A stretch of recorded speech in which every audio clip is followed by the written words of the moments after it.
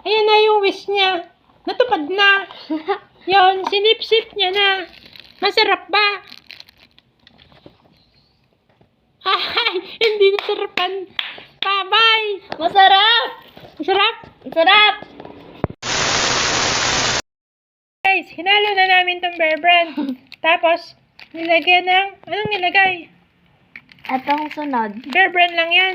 Mm-mm. Na may tubig. Tapos, hinalo-halo. Nilagay dyan sa gilid. Para maganda tingnan. Ayan na. Dinaluragyan na yung aero. Tapos, Durog na. so yun na nga guys. May mainit na tubig. Nilagay sa baso. Tapos, nilagay na yung Milo. Para matunaw yung Milo sa baso. Sa baso ko nilagay sa tasa. So yun na nga guys. Haluin niya na. Ba't ganyan yung boss? Ayun na guys. Para matunaw na yung Milo sa baso. Kailangan natin ng asukal. Asukal pa ba? Ikaw. Tapos yun na guys, nilagyan niya ng asukal para matamis. Kasi pag walang asukal yan, matabang yan. Diba? Gets mo ba?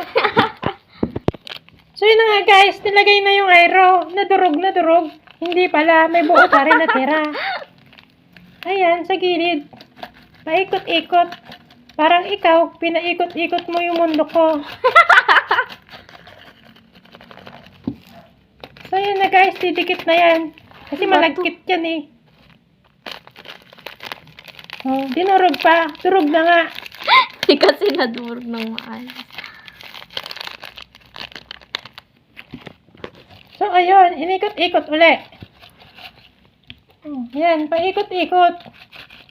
Hanggang dumikit sila dun sa gilid. Wow. Wow! Amazing! Ayun na. Ibubuhos na yung Milo sa baso na may mainit na tubig. Sigurado to, tunaw to. Ay, Hindi ba yan? Ready? bigla. Buti pinalala. Ayun na, lalagyan niya na ng yelo. Yung basong mainit. Kasi pag Hugasan nilagay niya muna rito, natin. tunaw to. So, ayun na. Ibubuhos na yung Milo. Wow! Gandahan. Tapos lagyan mo asukal sa gitna. So, yun na. Ibubuhos na yung lahat ng Oreo. Ay, Hyro pala. Kasi wala siya nabiling Oreo.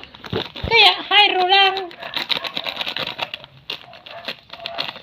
Starsky na.